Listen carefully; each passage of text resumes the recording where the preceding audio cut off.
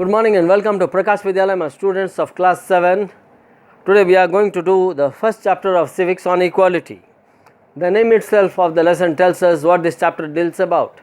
It is about equality of all the citizens of our country.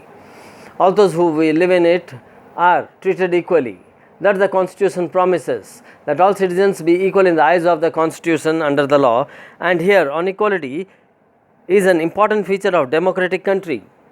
Every democratic country's important feature is equality. If the citizens are treated equal, then the democracy lives. As it influences aspects of its functioning, each and every adult in India has given the right to vote irrespective of their wealth, community, caste or religion. That is called universal adult franchise.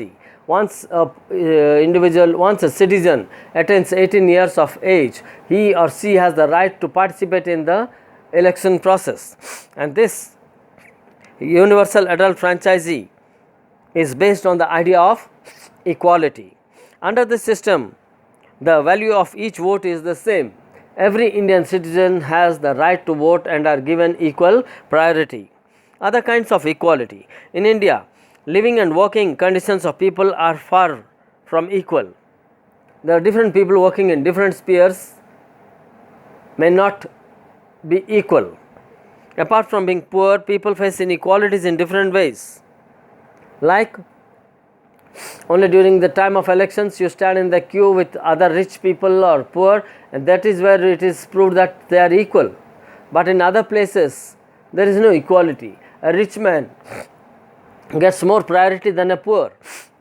For example, if a rich man goes to a private clinic and a poor person cannot do that, he has to wait and he cannot afford the prices and the fees of the doctors, so he has to visit a government hospital.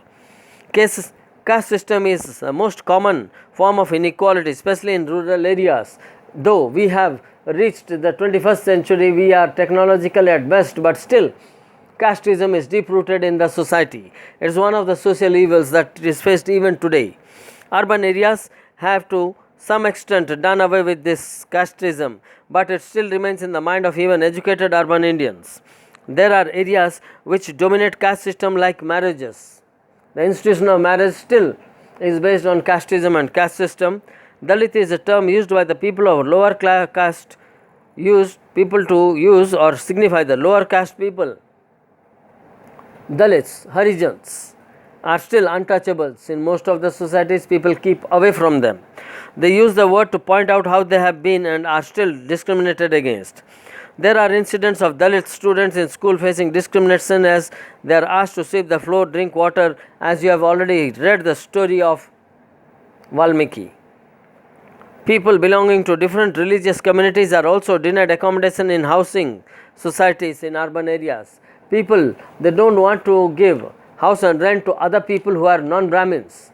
If the owner is a Brahmin, they don't want to give it to non-Brahmins. This again is an aspect of inequality and casteism still deep-rooted in our country. Recognizing dignity. Each person has their own self-respect, and that is known as dignity. The dignity of a person means the state of being worthy of honor and respect. Every individual has the right to this.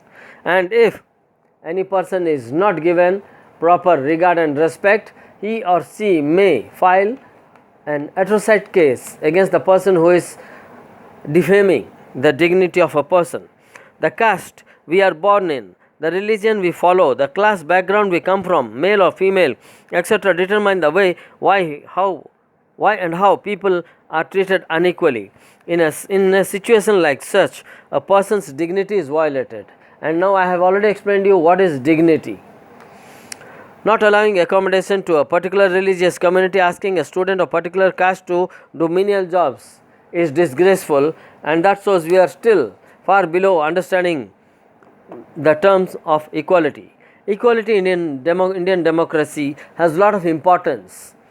Like, this means there will be no discrimination on basis of gender, caste, religion, tribe, educational or economical background. But is it happening in real life? No.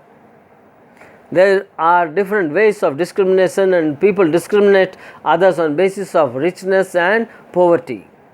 In India, the principle of equality is all is recognized in two ways. Through laws. There are various laws to see that people are treated with dignity and as equals. Provision of equality are enshrined in the Indian Constitution. Every person is equal before the law. Nobody can be discriminated against on any grounds like caste, religion, color or wealth. Untouchability has been abolished. Though government schemes like midday meal schemes in schools encourage poor and lower caste students to attend school. Again, midday meals also has brought equality in other terms, because students from every strata of the society are taking midday meals in schools, and midday meals started right from Tamil Nadu, the first state to introduce this, and later other states followed the midday meal system. The government adopted this with a view that all students will attend class. Those poor people, those rural people, children who were unable to attend class because they had to go out to do labor work, so they used to go out doing laboring, and this midday meals stopped the students from going to do labor work, and then they were attending schools. So this attendance in schools increased when midday meals started.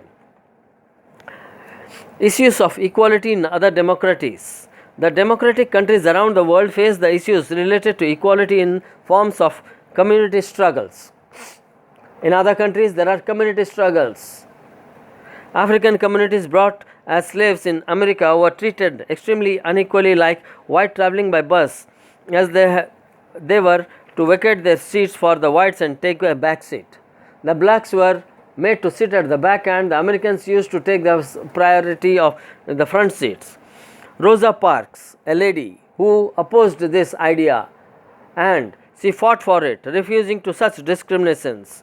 The beginning of civil rights movement in USA was done by Rosa Parks. The Civil Rights Act in 1964 prohibited discrimination on the basis of race, religion, caste or national origin. All schools were opened for African American children. Inequality in some of the still persists in USA. Article 15 of the Indian Constitution promises that no citizen shall on any grounds of religion, race, caste, sex, liability, restriction or condition with regard to cannot be subjected under any sort of discrimination of